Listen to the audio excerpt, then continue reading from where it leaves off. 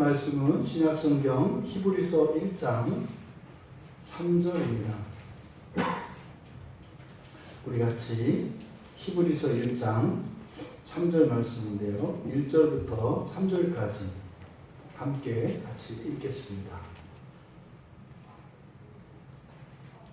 로마서. 제가 로마서군요.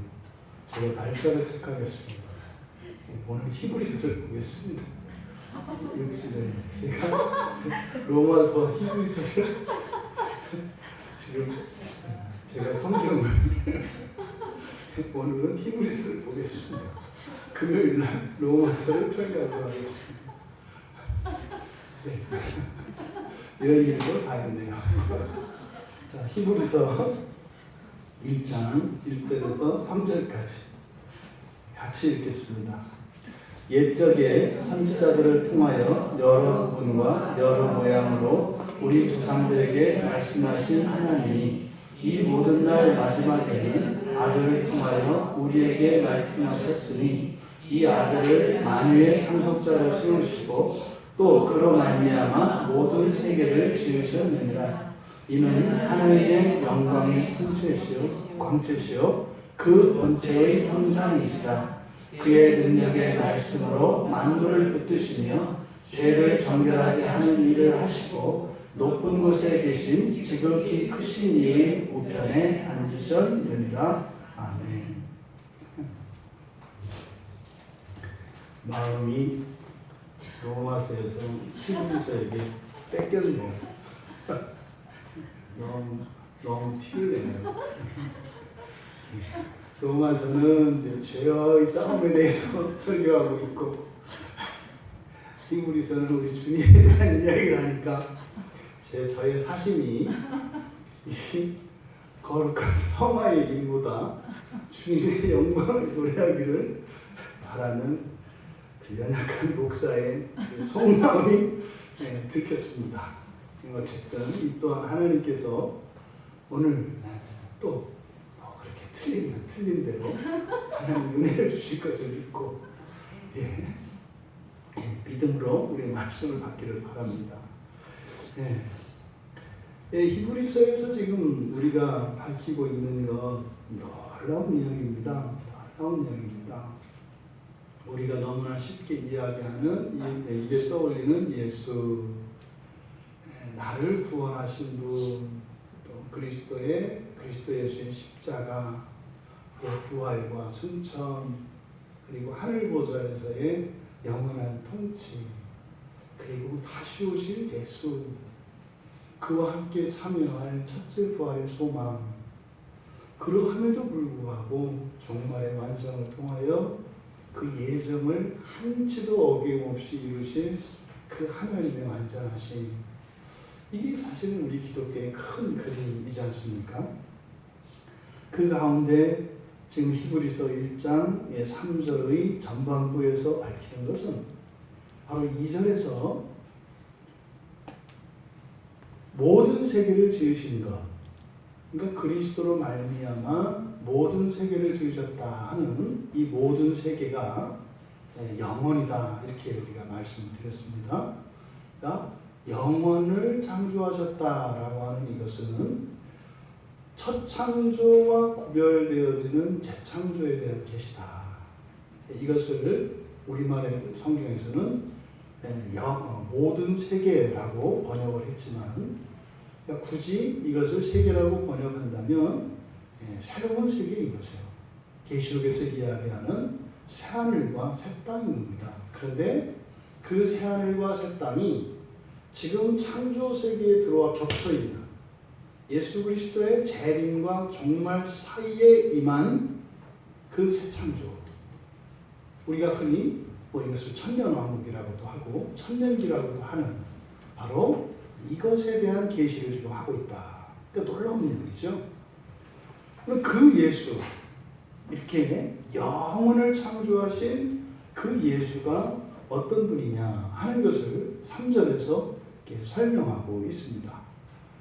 워낙 정말 웅장한 그런 내용들이고 엄청난 내용들이어서 이걸 한 번에 다 할 수는 없을 것 같아요. 그래서 오늘은 하나님의 영광의 광채시라는 것, 그리고 그 본체의 형상이라고 하는 이 말씀이 의미하는 바가 무엇인가, 뭐 그것을 제가 다 가르쳐 드릴 수도 없고 제가 다 할 수는 없습니다만, 어쨌든 이 두 구절에 대한 말씀의 은혜를 오늘 우리가 함께 누릴 수 있게 되기를 바랍니다. 그로 말미암아 지으신 모든 세계, 이게 사실은 이렇게 창조주시죠. 첫 창조주시고 또 재창조주신 예수, 바로 그 예수가 하나님의 영광의 광채다, 이렇게 얘기를 합니다. 우리가 못 알아먹을 이야기는 하나도 없습니다. 많이 듣던 얘기죠. 하나님 영광 광채. 그런데 도대체 또 잘 알지도 못하는 게 이겁니다. 하나님이 뭡니까? 이렇게 얘기했을 때 하나님에 대한 이야기만으로도 1년이 아니라 1000년을 이야기를 다 못하죠. 또 영광은 무엇입니까? 이럴 때 전라도 말이 좋아요. 거시기요. 이렇게 하면 된다면서요. 그런 거죠. 광채도 마찬가지입니다. 광채가 뭐예요? 빛, 이런 것인데, 정말 이 히브리서에서 사용하는 언어들은 굉장히 절제된 언어들입니다. 보통 압축해서 이제 쓰는 글을 운문이라고 하잖아요. 이렇게 운율이 있는. 그래서 이런 운문의 특징은 압축입니다.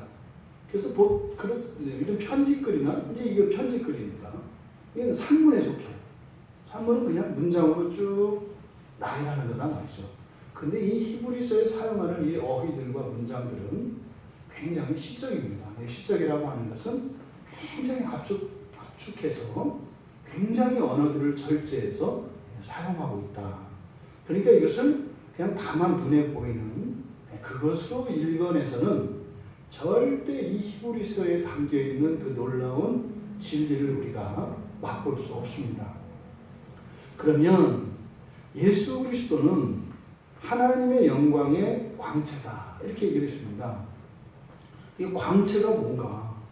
이 광채라는 이 말, 여기 보면 이 히브리 단어가 아파오 그마스 마, 그래서 끝에 마로 끝나면, 이렇게 하면 만들어진 결과물이라는 거예요.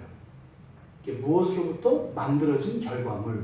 그러니까 여기서 광채라고 하는 것은 무엇으로부터 나타난 밝음, 이런 뜻이에요.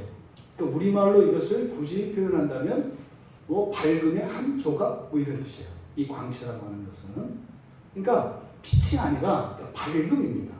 이런 밝음의 한 조각 나타난 것, 이런 의미가 광채입니다.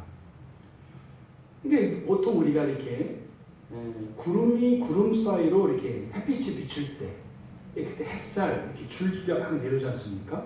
그런 거 한 줄기 한 가닥, 이것을 나타내는 말이 광채라고 하는 말이에요. 그러면 밝음이라는 것은 무엇인가? 사실은 여기서 밝음이라고 하는 것은 하나님을 나타내는 것이고요. 그래서 광채다 그러는 것은 나타나신 하나님, 이런 뜻이에요. 광채. 그러니까 창조주 하나님은 우리가 볼 수 없어요. 이렇게 예배의 대상으로 흔히 우리가 삼위일체 하나님이라고 하는 성부, 성자, 성령 인격으로 계시지만 한 분이시다 할 때 이 하나님, 한 분 하나님, 이 하나님을 우리가 직접 볼 수가 없습니다. 만날 수도 없습니다. 그런데 그렇게 만날 수도 없고 볼 수도 없는 그 하나님을 보여주셨어요. 그걸 뭐라고? 이걸 광채라고 한다 이 말이에요. 그러니까 사람에게 나타내 보여주신 하나님, 그분이 곧 누구세요? 예수이시죠. 그래서 하나님의 영광의 광채시요, 그런 겁니다. 우리가 볼 수 없는, 만날 수도 없는, 알 수도 없는, 하지만 우리 앞에 나타나신 분, 이런 뜻이에요. 제가 한 말이 여러분 이해가 되시잖아요. 이상한 일이에요. 이런 말은 이게 이해가 되는 게 아니에요. 이렇게 들으면요, 무슨 얘기 하긴 하는 것 같은데 저게 무슨 말인지 이런 거예요, 사실. 그러니까 이런 언어들이 지금 우리 사이에 서로 소통이 되는 것은 여러분 안에 성령이 계시고 여러분 안에 있는 믿음이 이 말을 듣고 이해하게 합니다. 우리가 무엇을 알 때 이런 이성으로 알기도 하지만 믿음으로 알아요. 그러니까 그냥 알아요. 이게 설명하려면 못해요. 그런 거 많잖아요. 근데 나 진짜 알거든요. 근데 자꾸 설명하라고 그러면 이제 막 우는 거죠. 나 아는데 자꾸 물어보니까 모르는 것 같잖아요. 근데 안다고. 그래도 그런 것을 말할 수 있어야 돼요. 그러니까 말할 수 없었던 놀라운 진리들을 말하게 될 때 우리의 존재의 변화가 일어나는 거예요. 우리의 지성과 우리의 정서와 우리의 의지, 우리의 몸과 영혼의 변화가 일어나는 거예요. 저는 이걸 방언이라고 생각을 해요. 이런 진리를 말로 할 수 있는, 진리를 표현할 수 있는 말, 요거를 방언이라고 저는 이해를 해요. 방언에 대해서 이렇게 이런저런 말도 많고 탈도 많고 그런데 성경에서 제시하는 알아들을 수 없는 방언이 있고 그리고 사람의 언어로서의 방언이 있거든요. 이때 사람의 언어로서의 방언이라는 것은 특정한 민족의 언어를 이야기한다기보다는 하나님 나라의 백성으로서의 언어예요. 그러니까 하나님 나라의 언어는 뭐겠어요? 뭐 제일 많이 쓰니까 영어겠어요. 뭐 불어겠어요. 아니면 뭐 이렇게 서반하고 뭐겠어요.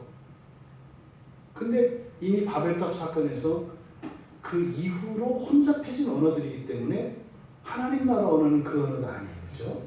그런데 또 이런 언어들은 원래의 그 언어에서 파생되어진 것이기 때문에 그런 모든 언어 안에는 참된 참 언어의 어떤 속성이 있을 거예요. 그게 뭐겠어요? 진리를 말하는 거예요. 여러분들이 말씀을 읽고 말씀에서 깨달음을 얻고 또 여러분들이 기도 가운데 또 성경을 읽는 가운데 정말 우리 주님을 인격적으로 경험하고 말이죠. 이런 번뜩이는 그런 신적인 지혜가 주어져서 하나님의 진리의 말씀이 막 풀어졌을 때 그것을 여러분이 영어가 됐든 한국말이 되었든 어느 나라 말이 되었든 진리를 말로 할 수 있다면 그게 뭐다? 방언이다. 왜? 방언은 천국의 언어니까. 한동안 그 유행했잖아요. 이렇게. 방언 천국의 언어라고 하니까 못 알아듣는 거 이렇게만 그런 게 아니죠. 그러니까요. 어떤 형태의 언어이든 상관이 없어요. 중요한 것은 뭐예요? 진리를 말하는 거예요. 진리를 말하는. 그러니까 우리가 통상적으로 이야기하는 사람들의 언어 체계와 다른 이해할 수 없는 방식의 방언도 있습니다. 근데 그 방언이 진리와 상관이 없다면 방언이 아닌 거예요. 우리 한국말이라 할지라도 여러분들이 말을 할 때 거기에 진리가 감지되어 있다면 그게 뭐예요? 그게 방언이 되는 거예요. 그러니까 이러한 방언들을 통해서 바로 우리는 이렇게 우리에게 비추어진 그 하나님에 대해서 이야기를 할 수가 있습니다. 그러니까 예수 그리스도는 바로 누구시라는 거예요? 하나님, 그러니까 나타나신 하나님. 그러니까 우리가 성부, 성자, 성령 이 삼일체에 대한 이야기를 요즘엔 좀 들어봤어요. 요즘에는 그러니까 한 10여 년 동안 한참 삼위일체라는 말이 많이 유행했어요. 근데 이 삼위일체 하나님, 굉장히 놀라운 지식입니다. 하지만 무엇보다 중요한 것은 삼위일체 하나님에 관한 지식 가운데에서도 누구에 관한 지식이에요? 예수 그리스도에 관한 지식이에요. 가장 구상한 지식이고 하나님에 대한 모든 지식의 절정이고 이 세상과 사람에 대한 모든 지식의 총체이시고 영적 존재들에 관한 모든 지식의 결과가 예수 그리스도에 관한 지식이에요. 그러니까 그냥 우리 그리스도인들은 간단하게 하나님이 누구요? 예수님이십니다. 예수님이 누구요? 하나님이십니다. 이렇게 하면 되는 거예요. 이렇게 하면 돼요. 그러면 그 예수가 이 땅에 나타나셨잖아요. 그런데 사람들의 관심사는 예수님이 하나님이신 건 알겠는데요. 그래도 좀 저는 하나님을 좀 봤으면 좋겠어요. 이게 예수님 제자들에게 얘기해요. 주님은 살아계신 하나님이신 것을 믿습니다. 그리고 나중에 또 와서 뭐라고요? 근데 주님, 정말로 저희들이 예수님을 믿으니까요. 그래도 뭐 안 봐도 상관은 없는데요. 하나님을 좀 직접 봤으면 좋겠어요. 이게 이제 오늘날도 이런 사람들 있잖아요. 자꾸 뭐 하나님 음성을 듣겠다, 하나님 보고 싶다, 막 이제 이런 사람들이 있는데 똑같은 뭐 제2, 제3의 빌립인 거죠. 그 예수님의 제자 가운데 빌립이 보여달라고 했다고요. 그랬더니 예수님이 뭐라고 하셨어요? 요한복음에서 요한복음 12장 45절에 보셨다고요. 나를 본 자는 아버지를 보았다. 요걸 이제 빌립에게 14장 9절에서 야, 나를 본 거면 아버지를 본 거야. 이게 무슨 말인지 못 알아듣는 거예요. 그렇지 않아요? 여러분들도 이렇게 목사님들한테 이렇게 질문하고 했을 때 대답을 해줬는데 도대체 뭘 알아듣겠어요? 뭐라고 이렇게 이거라니까요? 그럼 어때요? 아니 그거 말고 그래도 조금 더 아니 그게 그거라니까요? 아니 그건 그거고 이건 이건데 왜 그걸 이거라고 그러시지? 비슷한 거예요. 나를 봤으면 아버지를 봤다. 그건 그것은 그냥 나를 보면 아버지가 아버지를 본 걸로 인정해 주시는 게 아니에요.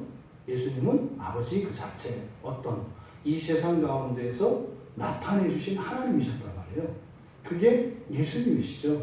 그런데 사실은 이 성경을 보면 예수님 당시에 예수님과 함께 동행했던 사도들이 예수님의 말씀을 대개는 다 못 깨달았습니다.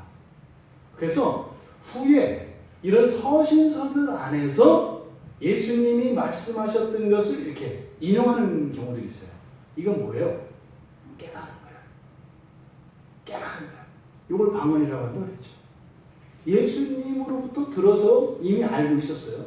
근데 그것을 자신의 말로 할 수 있게 되었죠. 이게 방언이라니까요. 진리를 말하는 게. 그러니까 예수님의 제자들이 과거에 예수님으로부터 들었지만 이렇게 정리되지 않고 확실하게 드러나지 않았던 이 마음과 머릿속에는 있었지만 그것이 자기의 피가 되고 살이 되지 않았던 그런 말씀들이 이런 서신서들을 통해서 나온다고요. 그러니까 지금 여기에서도 이는 하나님의 영광의 광채시다 라고 하는 것은 뭐예요? 바로 그거예요. 예수님이 하셨던 그 말씀이 확 오는 거예요. 이거였구나. 이거였구나. 그러니까 이제는 이것은 신앙의 고백이죠. 새로운 계시도 아니에요. 이미 예수님께서 하셨던 말씀이란 말이에요. 그러니까 예수님께서 예수님을 보이는 예수님을 믿지 않으면 보이지 않는 하나님을 믿을 수 없다. 그러니까 예수를 믿으면 하나님을 믿는 것이고 예수를 영접하면 하나님을 영접하는 것이고 바꿔볼까요? 이제는 여러분들이 그리스도인이잖아요. 그리스도인을 영접하면 하나님을 영접하는 거예요. 그리스도인을 박대하면 하나님을 박대하는 거예요. 여러분들이 어느 교인들을 박대하겠어요? 모르니까 이렇게 무모한 거지. 절대로 그리스도인들은 우리가 함부로 할 수가 없어요. 왜요? 하나님이 예수 그리스도를 통하여 예수 그리스도께서 그리스도인들을 통하여 하나님의 영광을 나타내기 때문입니다. 그러니 우리는 모든 그리스도인을 대할 때 절대로 이것을 잊어서는 안 되는 겁니다. 이거 비슷한 사상이 우리나라에 있는 인내천 사상이에요. 인내천 사상. 사람이 곧 하늘이다. 참 어떻게 이런 사상이 있었는지 몰라요. 또 이게 또 이제 넘어가면 또 어떻게 되는지 이만희 같은 사람. 그래 내가 하나님이다. 그게 미쳤다. 그 얘기가 아니지. 성경을 몰라서 하는 얘기지. 여러분 바로 예수님께서 이 땅에 오셨고 제자들에게 보여주셨잖아요. 여러분 중에서 예수님을 직접 보신 분 계신가요? 없어요. 없어요. 그래서 우리가 사도신조를 고백하는 거예요. 사도신조를 고백하는 이유가 뭐예요? 예수님을 본, 그리고 예수님과 함께 살았던 그 사도들의 증언을 믿는 겁니다. 그 위에 교회가 세워진 거죠. 그래서 오늘날 우리 기독교 신앙의 기초는 사도예요. 사도의 토대 위에 있다고요. 이거는 절대로 사도들을 뭐 신격화시키거나 이렇게 우상화하려는 것이 아니라 뭐예요? 사도들의 증언을 얘기하는 겁니다. 사도들의 증언. 그래서 그 사도들의 가장 중요한 사역이 뭐라고요? 신약성경이에요. 그때 당시에는 병을 고치고 귀신을 쫓아내고 이런 주의 복음을 전하는 이런 일들을 했습니다만, 사실은 교회에서 이 사도들의 자리는 어디예요? 성경입니다. 신약 성경입니다. 그래서 가장 중요한 것이 이 사도들의 사명은 말씀을 남기는 거예요. 그래서 우리는 이 성경과 사도들의 토대 위에서 우리의 신앙을 세워가는 것입니다. 그러면 이 광채라고 하는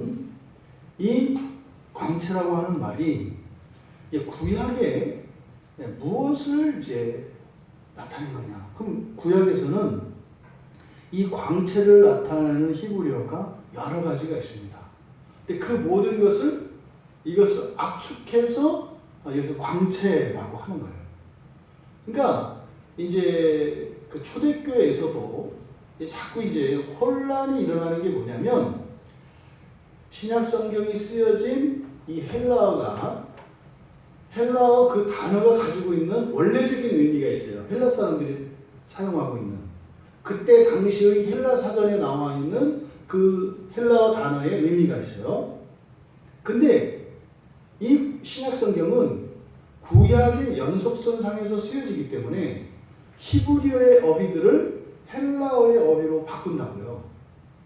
그러니까 우리가 지금 성경 공부를 하면서 느끼는 게 뭡니까? 한글의 단어 뜻과 성경에서 말하는 이 헬라어 단어 뜻이 너무 다르잖아요. 그러니까 히브리어 단어와 헬라어 단어 사이에 있는 또 단어 차이가 있다고요. 의미상이. 그래서 이 헬라어의 단어도 헬라어 사전에 있는 그것을 가지고 그대로 차용하게 되면 이게 또 왜곡되는 거예요. 그래서 중요한 키워드들은 구약 성경에서 그 의미들을 찾아내야 합니다.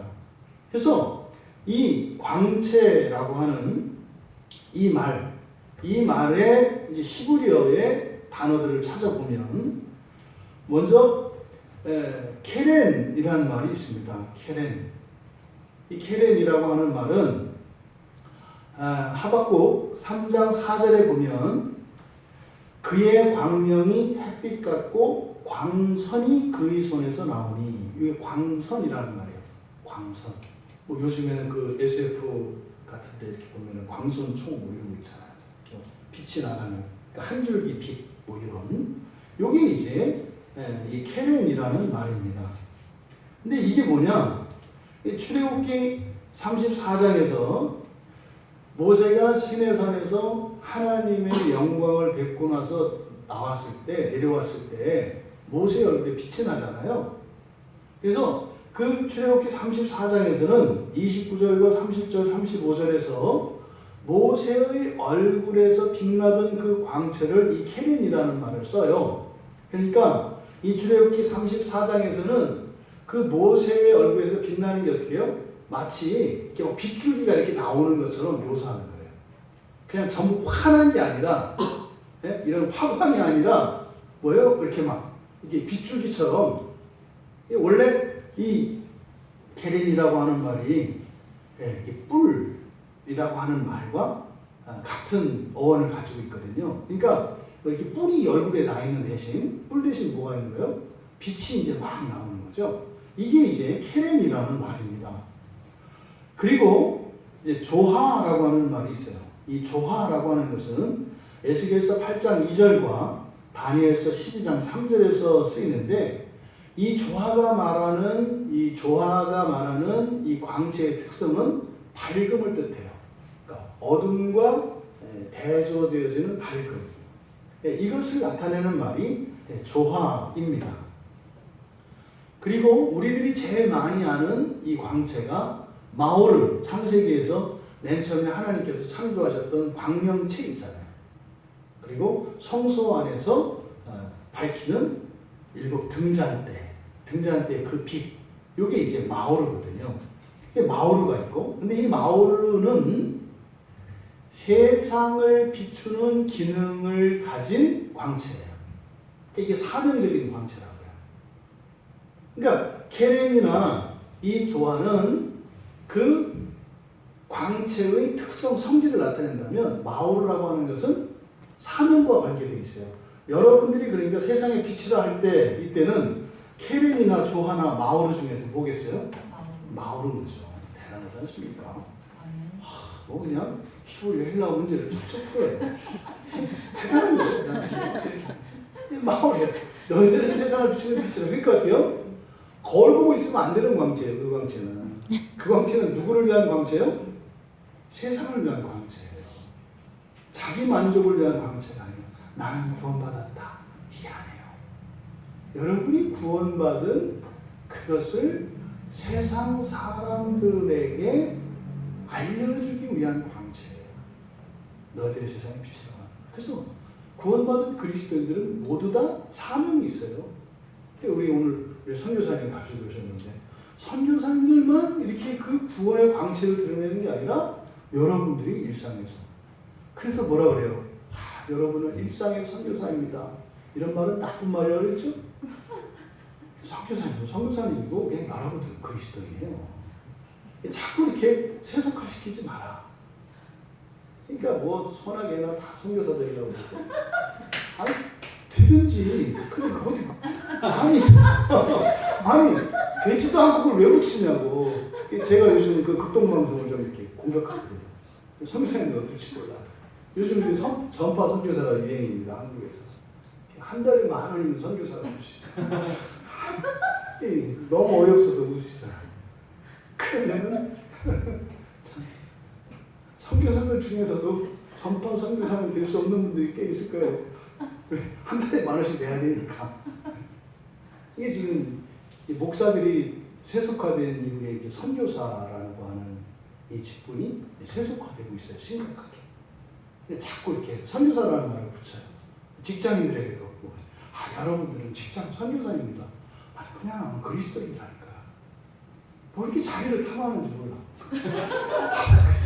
가보면 별로 그렇게 생각과 많이 다른데 그냥 여러분들은 마음 그냥 그리스도인 자체가 그런 선교적 사명을 가지고 있는 거다. 그러니까 사명이 또 별거 아니라 그랬죠? 그냥 사는 거예요. 우리는 사실은 그냥 살기보다 어떻게 살아요? 아닌 것처럼 살기 위해서 애를 쓰잖아요. 어떻게 하면 이 빛이 밖으로 나가지 못하게. 그래서 일부러 여러분이 이렇게 웃을 때도 막 화내고 그러는 거잖아요. 빛이 안 나갈까. 그죠? 여러분, 그리스도인들이 가지고 있는 기본적인 우리들의 삶, 이 광채, 이 마오르가 있어요. 우리에게는. 그리고 또 노가라고 하는 광채라는 말이 있어요. 이건 시편 18편 12절에 이제 나오는데 그 앞에 광채로 말미암아 빽빽한 구름이 지나면 우박과 숯불이 내리도다. 그래서 이때 광채는요 하나님의 영광 자체를 나타내요. 하나님의 영광 자체를 이렇게 광채라고도 이야기를 해요. 근데 이것도 뭡니까? 다 지상에 오신 예수 그리스도에 대한 예표들이에요. 그 지상에서 보인 모든 하나님의 이런 광채, 이것은 다 그리스도에 대한 예표다. 그러니까 여기서는 근데 시편 18편에서 나타나는 이 광채는 이게 단순한 것이 아니라 사실은 그 힘, 권능을 나타내요. 왜요? 그 광채로 말미암아서 우박과 숯불이 내렸다고 해요. 성격이 정반대 아닌가요? 우박은 찬 겁니다. 숯불은 뜨거운 겁니다. 그러니까요, 성령이 임하면 꼭 이렇게 불타기만 하는 것도 아니에요. 성령이 임하면 또 어떻게 될 수도 있는 거예요? 꽁꽁 얼을 수도 있어요. 얼어붙을 수도 있는 거예요. 이렇게. 그러니까 뜨겁기만 하고 차갑기만 하고 이런 게 아니죠. 사실은 하나님은요, 이 세상에 존재하는 모든 성질들은 하나님의 성품의 그 권능의 n분의 1이죠. 그러니까 하나님을 무엇으로 규정한다는 것 자체가 얼마나 어리석은지 몰라요. 어떻게 하나님을 이렇게 규정할 수가 있겠어요? 그럴 수 없는 거예요. 그러니까 이 노가라고 하는 이 히브리어가 나타내는 이 광채는 하나님의 권능 그리고 하나님의 그 신성의 광채를 나타내는 말입니다. 그래서 선지자들이 이제 하나님을 보았을 때 그때 이 광채를 이야기하는데 이사야 선지자가 이사야서 60장 19절에서 그렇게 얘기해요. 이 광채, 이 빛이 새하늘과 새 땅을 비추는 영원한 광채다. 여러분 계시록에서는 빛 아시죠? 그렇죠? 그 빛은 그림자가 없고 그리고 뜨고 지는 거 없다 그랬잖아요. 영원한 광채. 이게 앞에 2절에서 바로 그 영원이라고 할 때 이 헤베라와 대조되는 걸 얘기했지 않습니까? 그러니까 이 세상의 빛, 낮은 해가 떠서 질 때까지예요. 해가 지고 나면 낮이 없어요. 근데 영원한 그 나라에서는 그냥 늘 빛이에요. 이것을 나타내는 말이 바로 노가다. 그래서 에스겔 선지자도 에스겔서 1장에 하나님의 광채를 봤어요. 하나님을 봤다고 할 때 이 노가라고 하는 말을 통해서 하나님을 나타냅니다. 뭐 그 이외에도 또 하박국 선지자도 3장 4절에서 그리고 11절에서 하나님을 보았을 때 이 광채를 보았다 이렇게 얘기해요. 그때 사용되는 광채가 이 노가다. 이 노가다가 아니라 노가라는 말이다. 그러니까 이 광채라고 하는 이 단어의 구약의 의미는 뭡니까? 어둠을 밝혀주는 밝음이에요. 그러니까 이런 물리적인 어둠은 영적으로 우리들의 무지입니다. 그러니까 무지를 벗겨주는 거예요. 그리고 어둠과 무지 속에 가려졌던 것들을 드러내는 거죠. 근데 단순히 드러내기만 하는 것이 아니라 이 광채에는 하나님의 권능이 감춰져 있어서 그것을 깨닫게 하시고 그것을 통해서 역사하시는 힘이에요. 이게 광채라고요. 그러니까 하나님의 영광의 광채다 할 때는 그냥 단순한 존재만을 이야기하는 것이 아니라 바로 예수 그리스도의 사역과 권능까지 나타내는 말이다. 그럼 영광이 뭐냐? 하는 영광, 그러니까 하나님의 영광이니까 이때 이것은 거의 동격의 소유격입니다. 그러니까 하나님을 영광이라고 한다 이 말이에요. 그럼 영광이라고 하는 이 독사는 사실상 헬라어가 가지고 있는 이 독사라고 하는 말의 헬라어적인 사전적인 의미는 자기 속에 있는 것을 겉으로 드러낸 의견을 영광이라고 해요. 뭐라고요? 우리가 하면 속에 있는 것을 드러낸 거. 아이고 이제 드디어 본심을 드러냈네. 이렇게 하잖아요. 속내가 드러났네. 그러니까 겉으로 드러난 속내. 이게 영광이라고 하는 원래의 헬라어 단어예요. 그래서 어떤 사람이 가지고 있는 어떤 기준 또는 판단, 이런 가치 평가를 겉으로 드러내는 거예요. 이게 뭡니까? 대표 의견이죠.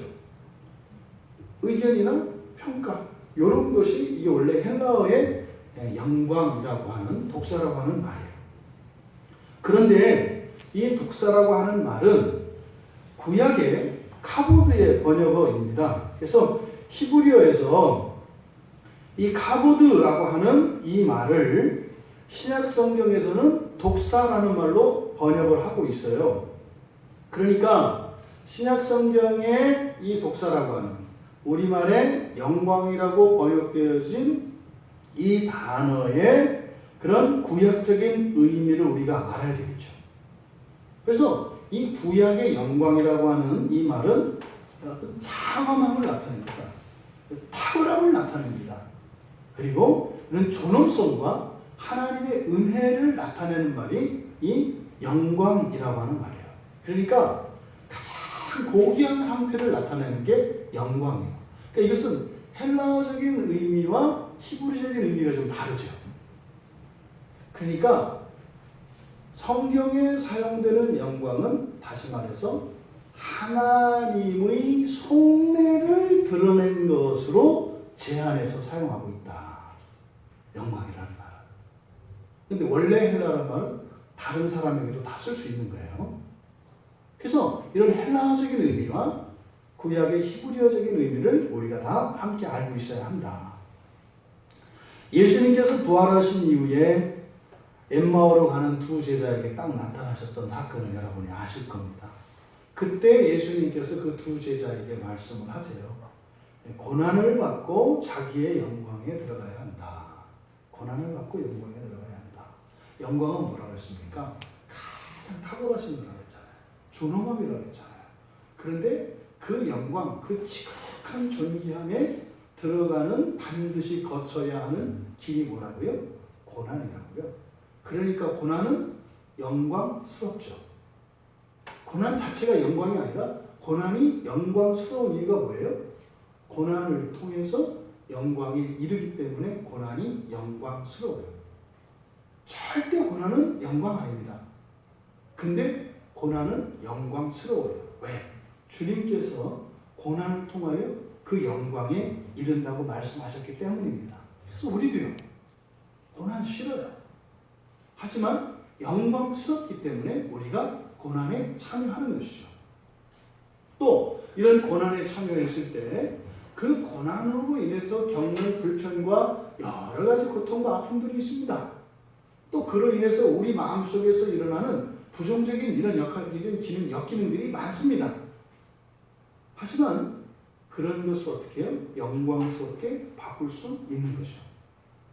이 모든 사람이 그 고난 가운데 있다 해서 그 고난이 영광에 유익이 되는 것은 아니에요. 혹시 여러분들이 삶 가운데 이런 고난이 찾아왔을 때 우리는 기억해야 합니다. 영광에 이르는 길이 열린 거다. 영광에 이르는 길이 열린 거다. 이것을 기억해야 돼요. 그래서 모든 여러분의 삶 속에 그 원인이 무엇이냐는 중요하지 않습니다. 여러분의 삶 가운데 있는 모든 고난을 그렇게 영광의 도구로 사용하실 수 있는 복된 여러분들 되시기 바랍니다.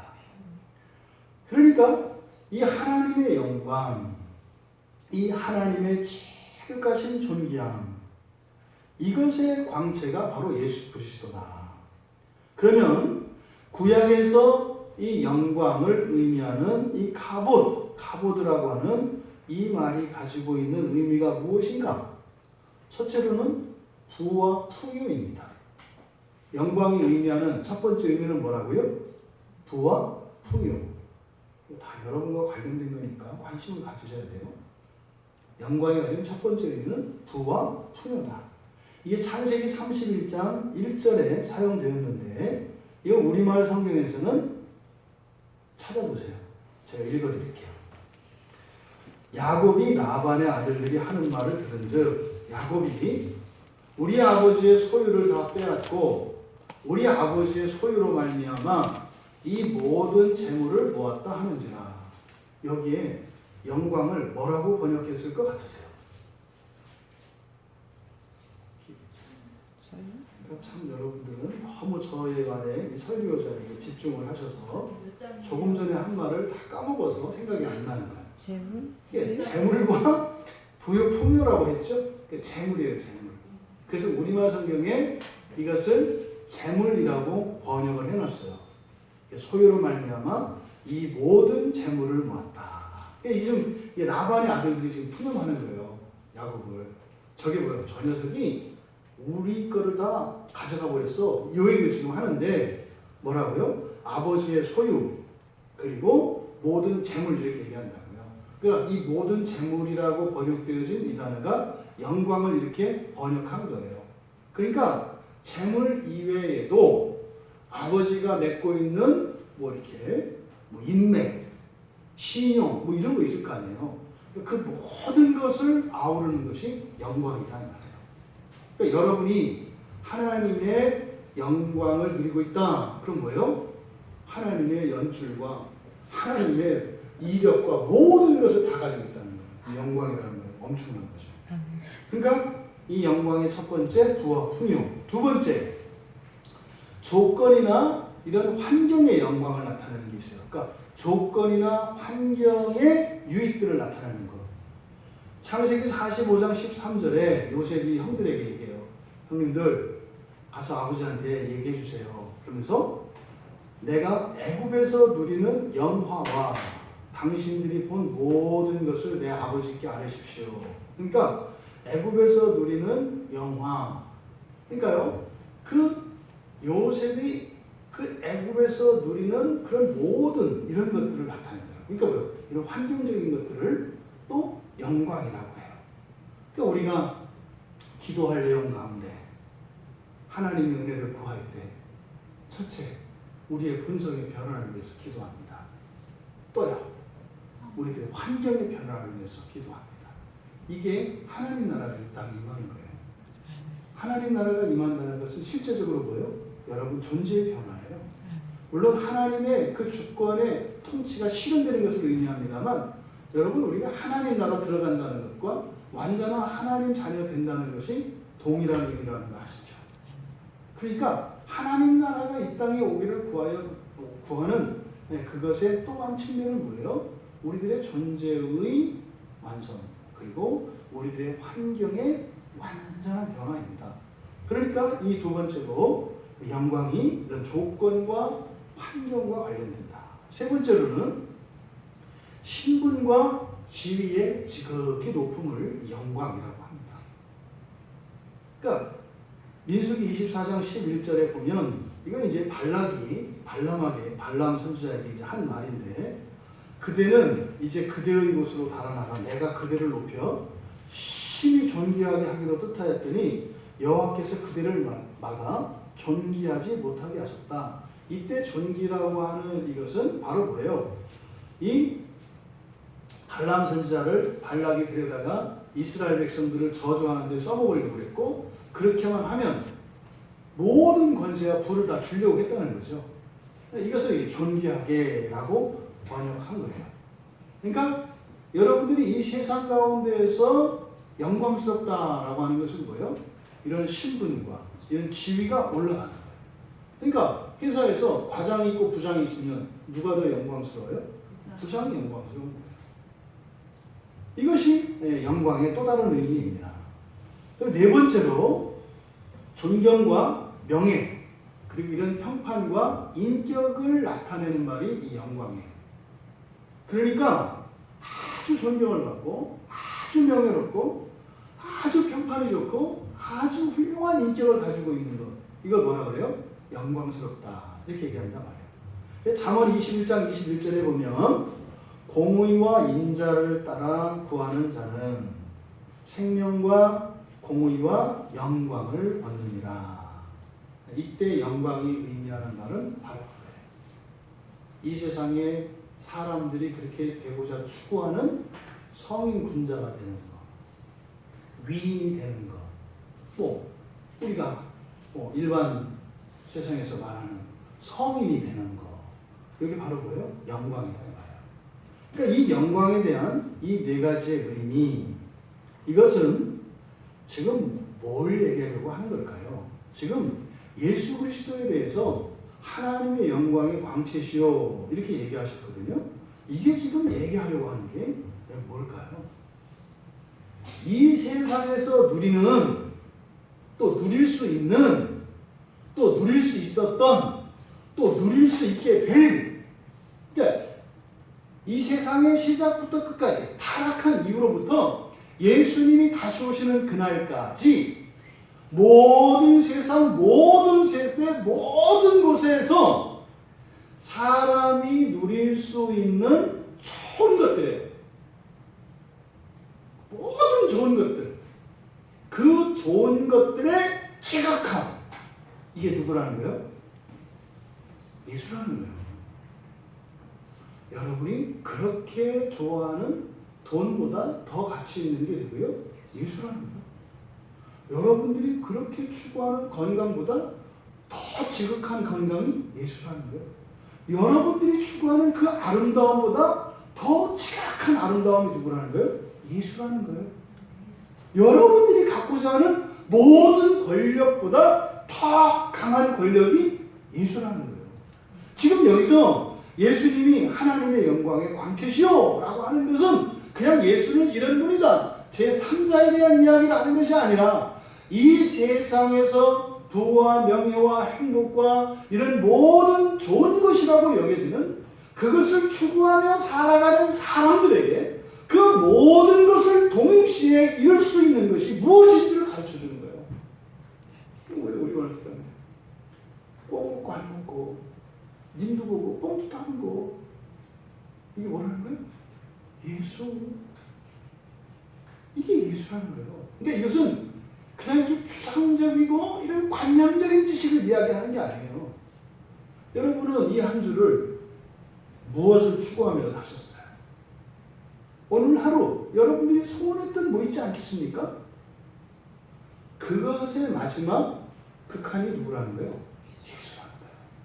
이 세상의 모든 좋은 것은 결국은 다 예수를 향해 추구하는 거라는 거예요. 바꿔 말하면 여러분들이 선으로 여기고 여러분들이 가치 있게 여기는 그것들이 예수와 상관없이 하는 것이라면 다 뭐하다? 무익한 것입니다. 예수와 관계없는 즐거움은 영광과 관계없는 것이기 때문에 그런 거는 바울이 뭘 배웠어요? 배설물로, 우리말로 똥. 그리스도와 상관이 없는 즐거움과 이것은 똥 먹는 인생, 똥 먹는 인생. 극단적으로 얘기합니다. 근데 여러분들이 가난과 비천에 처했을지라도 그리스도 예수를 향해서 가고 있다면 산삼 녹여 먹는 거예요. 굉장히 실제적인 얘기를 하는 겁니다. 여러분들이 그리스도를 추구하며 살고 계십니까? 이 세상의 모든 존귀와 부여와 명예와 인격과 모든 것을 위하여 살아가고 계신 거랍니다. 요 의미가 하나님의 영광의 광채시라고 하는 이 말에 함축되어 있는 거다. 두 번째로 그 본체의 형상이시다 그랬어요. 이 본체라고 하는 것은 굉장히 어려운 말입니다. 이게 신학적으로 철학적으로 엄청나게 이게 논란이 되고, 논란이 된 건 뭐예요? 재밌는 거란 얘기예요.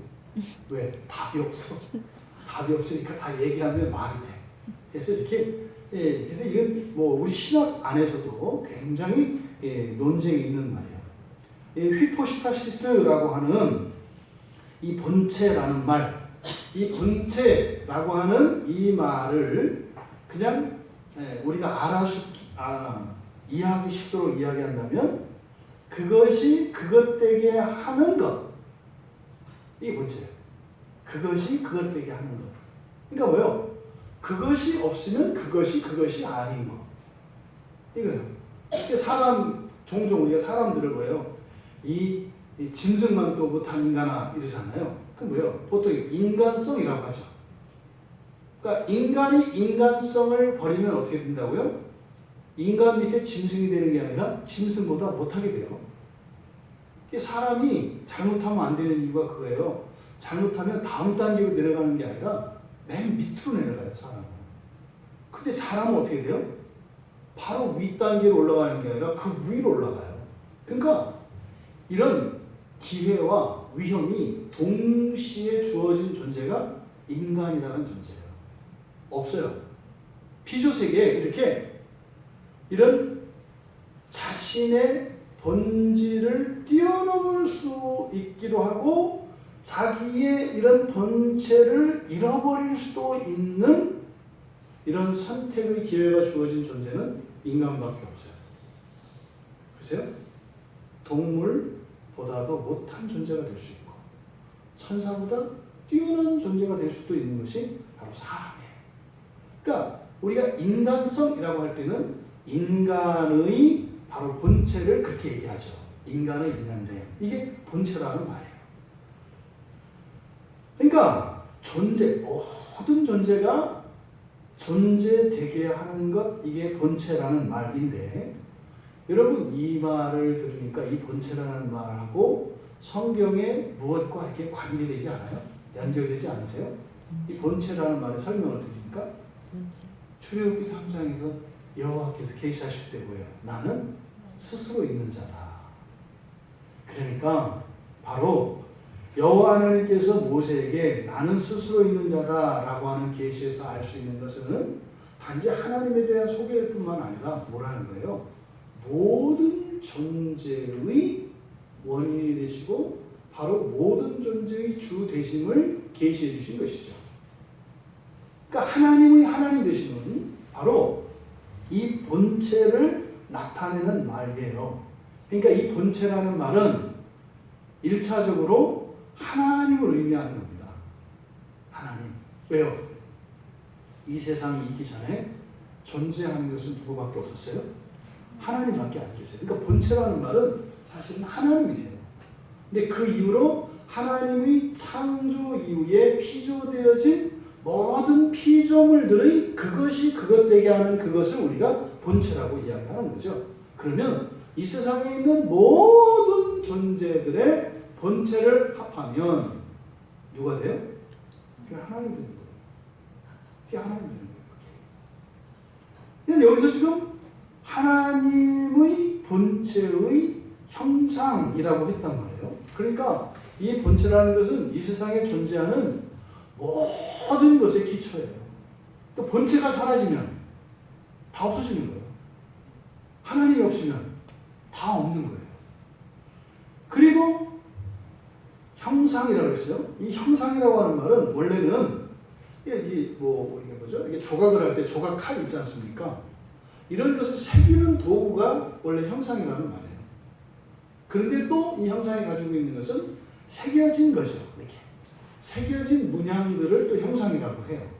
그러니까 원래적인 의미는 새기는 거라고요. 그러니까 형상이라고 하는 것은 그것의 이렇게 모습이다라고 하는 의미도 있지만 바로 하나님의 본체의 형상이라고 할 때 이 형상이 의미하는 바는 창조를 나타내기도 한다고요. 형상이라는 말. 하나님에게는 우리는 하나님의 형상이죠. 우리가 하나님의 형상이잖아요. 그러니까 하나님이 지으신 피조물들이에요. 근데 거기에 또 어떤 의미도 있어요? 하나님을 닮아서 창조되었어요. 그러니까 우리에게는 뭐요? 이런 새기는 도구적인 측면이 있죠. 사람에게는 뭐가 있어요? 창조의 능력이 있다고요. 이 창의력이 창의력. 그러니까 이 형상이라고 하는 것은 단순한 이렇게 문양만을 의미하는 것이 아니라 이 형상이라고 하는 말에는 바로 그런 기능적인 도구적인 의미도 있다. 그런데 지금 예수님에 대한 소개를 하나님의 영광의 광채시요 본체의 형상이라고 했어요. 이거 지금 뭘 얘기하려고 하는 걸까요? 바로 앞에서 우리가 하나님의 영광의 광채라고 하는 것은 이 세상에 존재하는 모든 좋은 것들이라고 했어요. 모든 좋은 것. 그러면 본체의 형상이라고 하는 것은 사실은요, 우리가 누릴 수 있는 모든 것이에요. 앞에 있는 것은 이미 역사 속에서 나타난, 알고 있는, 그리고 알게 될 그 모든 것들, 이것은 경험되어질 것들을 이야기하는 것이라면 뒤에 나온 본체의 형상이라고 하는 것은 바로 뭡니까? 우리가 누릴 수 있는 그 모든 것들이 또 누구라는 거예요? 예수라는 거예요. 이 세상에서 누릴 수 있는 모든 것이 예수이고 또 하나님이 창조하신 창조주, 다시 말해 하나님이 주신 모든 것들도 예수다. 이렇게 얘기하는 거예요. 여러분에게 적용하면 그런 겁니다. 여러분이 지금까지 살면서 경험하고 또 여러분들이 꿈꿨던 무엇이 있어요? 그것의 모든 것은 예수시라는 거고 앞으로 여러분들이 살면서 여러분들이 누릴 수 있는 모든 가능성 그게 바로 본체의 형상이라고 하는 말이 의미하는 바다. 그러니까 여러분들이 되고 싶고 될 수 있는 모든 가능성, 그 가능성이 누구시라는 거예요? 예수라는 거예요. 지금까지 여러분들이 누린 모든 것도 사실은 예수를 드러낸 것이요. 여러분들이 미래에 꿈꾸고 소원하고 바뀌었으면 또 이렇게 바라는 이 모든 것들도 누구라는 거예요? 예수시다라는 이야기를 이렇게 간략하게 줄여서 말씀을 하신 것입니다. 그러면요, 우리는 예수를 바라보고 살면 다 될 거예요. 어떤 신분이나 어떤 환경이나 어떤 조건 속에서도 그 사람의 과거가 어떠하든, 그 사람의 미래가 어떠하든, 그 사람이 속한 나라와 민족, 그 사람이 속한 가정의 형편이 어떠하든, 또 그 사람의 지식과 그 사람의 무엇이 어떠하든 예수 그리스도 한 분만 추구하면 된다는 거예요. 그래서 바로 앞에서 바로 영원을 창조하신 그분 예수. 그래서 영원이라는 것이 무엇인지, 그것은 단순히 미래의 어떤 것이 아니라 결국 이 영원이 창조되기 이전에는 영원이 없는 것이 되는데, 실제로는 영원이라는 것은 창조되는 순간 그 이전부터 있었던 게 되는 거예요. 그래서 우리 기독교에서 가지고 있는 시간관이 뭐라고요? 현재의 하나님. 그래서 오늘 우리가 예수를 믿으면 그 순간 어떻게 돼요? 옛날부터 예수를 믿은 거고 앞으로도 예수를 믿는 거예요. 여러분, 오늘 이 시간 여러분들의 이 사고 속에 하나님께서 회개시키셔서 새로운 하나님의 진리가 이렇게 심겨져요. 그럼 어떻게 돼요? 여러분의 과거가 도미노가 이렇게 넘어지듯이 지금부터 쫙 넘어지면서 여러분의 과거의 의미와 가치들이 바뀐다고요. 여러분, 하나님의 영광의 광채시요 그 본체의 형상이신 예수 그리스도를 따라 살아가는 것이, 자녀들을 학원 보내고 또 무슨 특별한 그 승진을 위해서 하는 직업 훈련을 하고, 또 여러분들이 여러분의 건강, 또 여러분들이 준비하는 뭐 노후, 이 모든 것들의 총합이 이거요. 이렇게 수요일 날 나오셔서 예배드리는 거라고요. 별게 아니지만 또 별거잖아요. 이 시간 여러분 집에 있었어요. 뭐 이렇게 뭐 대단한 일을 하실 수도 있겠지만 별로 대단한 일이 일어나지 않을 가능성이 많아요. 왜? 어젯밤, 그저께밤 그냥 지나갔으니까. 예수님에서 추구하면서 살아간다는 거, 여러분, 우리 신앙생활입니다. 집에서 성경 한번 보는 거고요. 기도 한번 하는 거고요. 여러분이 답답하고 힘들 때 찬양 한번 하는 거고요. 예? 예, 누군가가 또 이렇게 하나님께서 전도할 기회를 주셔서 예수를 소개하는 거고요. 이렇게 지체들이 함께 모여서 잠깐 예배드리고 기도하는 거고. 그래서요, 우리의 이런 신앙생활을 공부하는 것보다 더 공부하는 거고, 일하는 것보다 더 일하는 거고, 운동하는 것보다 더 운동하는 거다. 이 말씀이 여러분들에게 받아들여지고 믿어질 수 있기를 바랍니다. 결단코 이것만 해라 아니죠. 그렇죠? 이것은 뭐라 했습니까? 기초입니다. 기초. 그 토대 위에 인생을 세워가시는 우리 모두가 되시기를 주님의 이름으로 축원합니다. 우리 잠깐 말씀을 생각하며 잠시 기도합니다. 여러분, 잊지 마셔야 돼요. 이 토대 위에 하는 일들이 비로소 의미가 있다는 거예요. 예수라고 하는 이 토대를 벗어나면 쌓아도 쌓는 것이 아니고 세워도 세우는 것이 아닙니다. 한평생을 그리스도 위에 인생을 살아가는 우리가 되게 하옵소서. 우리가 누린 것, 또 우리가 누릴 수 있는 모든 가능성, 그것이 예수 그리스도인 것을 믿습니다. 그 예수 그리스도를 추구하며 살아가는 것, 신앙생활입니다. 별거 아닌 것 같죠? 별거라고요.